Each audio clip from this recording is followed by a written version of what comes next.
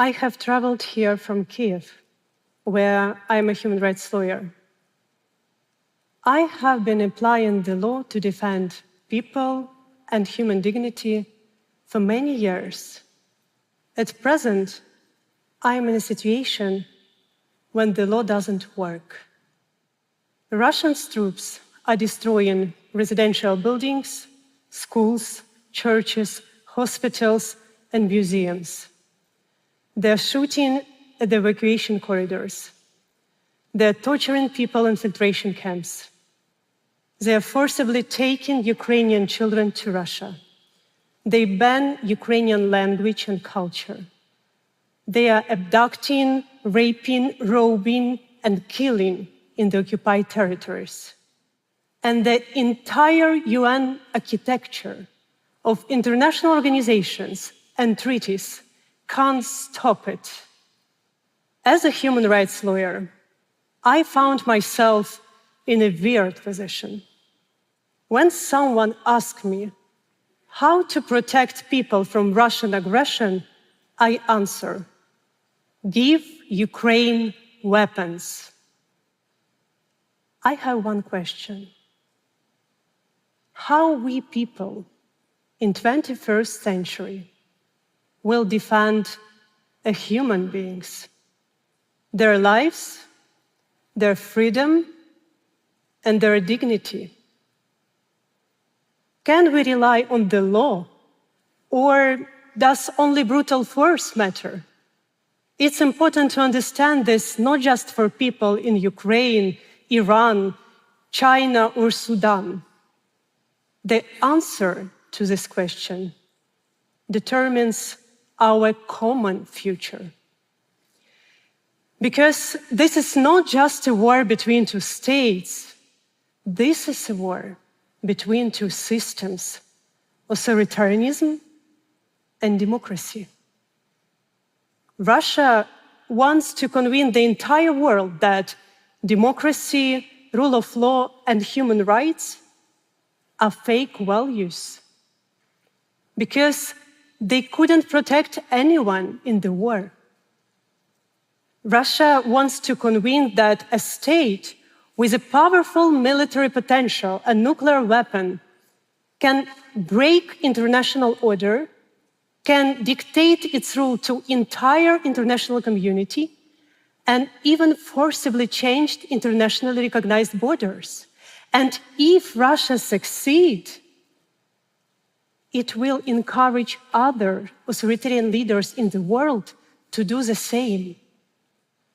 The international system of peace and security doesn't work anymore.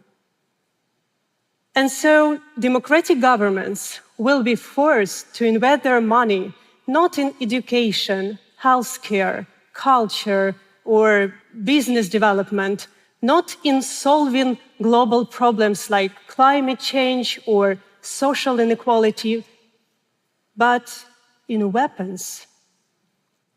We will witness an increase of a number of nuclear states, the emergence of the robotic armies, and new weapons of mass destruction.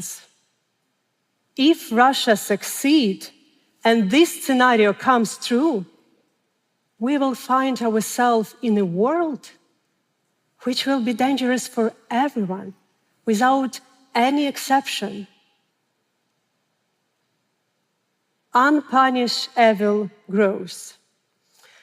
Russian military commit terrible crimes in Chechnya, Moldova, Georgia, Mali, Syria, Libya, other countries of the world. They have never been punished. They believe they can do whatever they want. I've talked to hundreds of people who survived Russian captivity. They told me how they were beaten, raped, packed into wooden boxes, electrically shocked through their genitalia, and their fingers were cut, their nails were torn away, their nails were drilled. They were compelled to write with their own blood. One woman told me how her eye was dug out with a spoon. There is no legitimate purpose for doing this.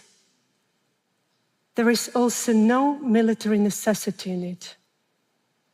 Russians did these horrible things only because they could. Because for now, the law doesn't work.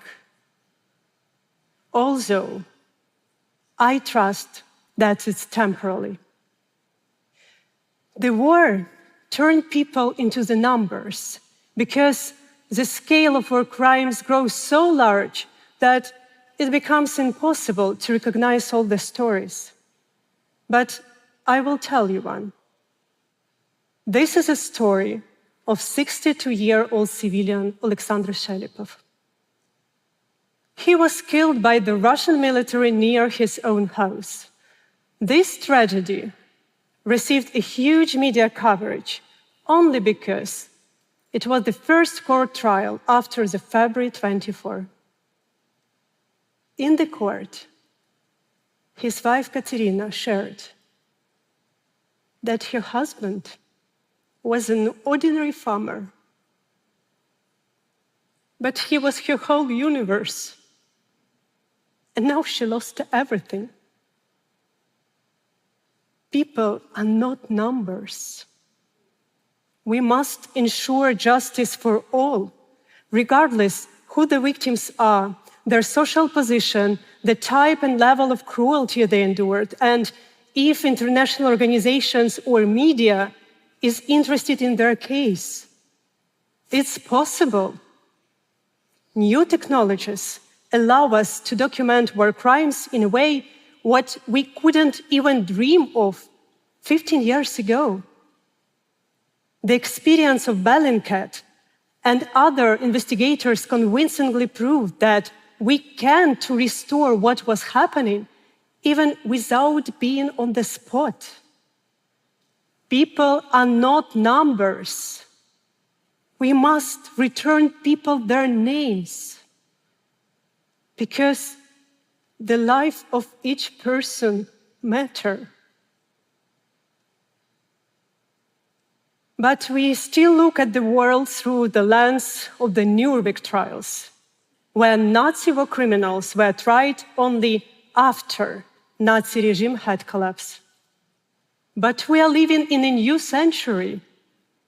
Justice shouldn't be dependent on how and when this war will end. We cannot wait. The global approach to war crime justice needs to be changed. We must establish a special tribunal now and hold Putin, Lukashenko, and other war criminals accountable.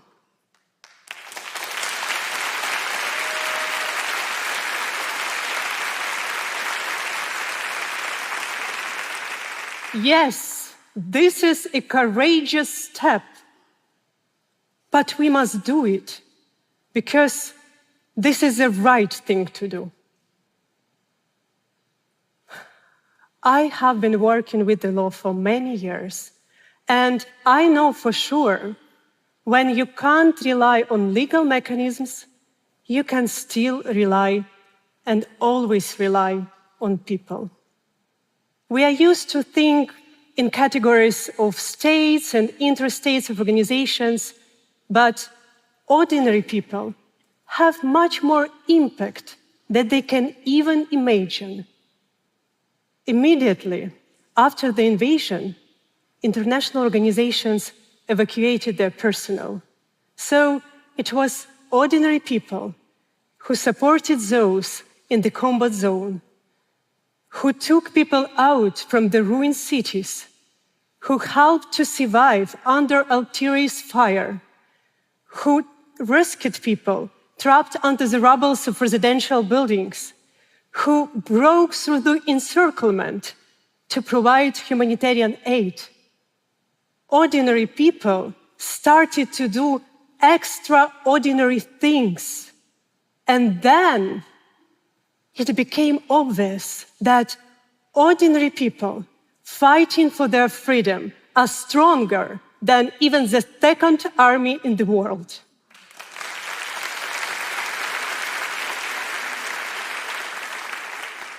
That the ordinary people and mass mobilization of ordinary people in different countries can change the world history quicker than the UN intervention.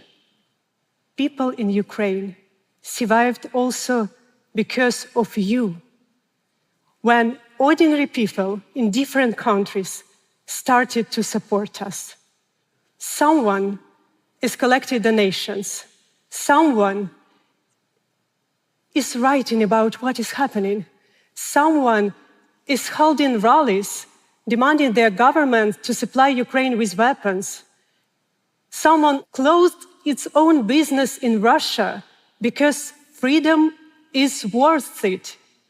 Be that someone.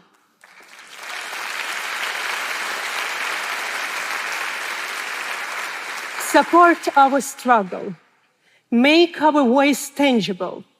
Take an active position, not just a pose. There are so many things which have no limitation in state borders. Freedom is one of such things, as well as human solidarity. When full-scale invasion started, the democratic countries said, let's help Ukraine not to fail. But we must instead think about helping Ukraine to win. There is a huge difference between let's help Ukraine not to fail and let's help Ukraine to win fast.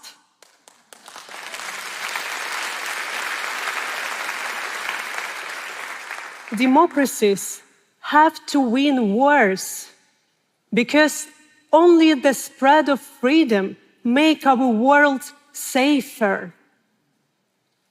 And this is not about Ukraine is laying down its arms. People in Ukraine want peace more than anyone else. But peace doesn't come when a country which was invaded stops fighting. That's not peace. That's occupation. And occupation, just another form of war. Occupation is not about changing one stand flag to another. Occupation means torture, sexual violence, enforced disappearances, denial of your identity, forcible adoption of your own children, filtration camps, and mass graves. I would never wish anyone to go through this experience. But these dramatic times provide us an opportunity to reveal the best in us, to be courageous, to fight for freedom, to take a burden of responsibility, to make a difficult but right choices, and to help each other. Now, like never before, we are acutely aware of what does it mean to be a human. And we have no time. Time for us converted in death. After all, you don't need to be Ukrainian to support freedom and Ukraine. You just need to be a human. Thank you.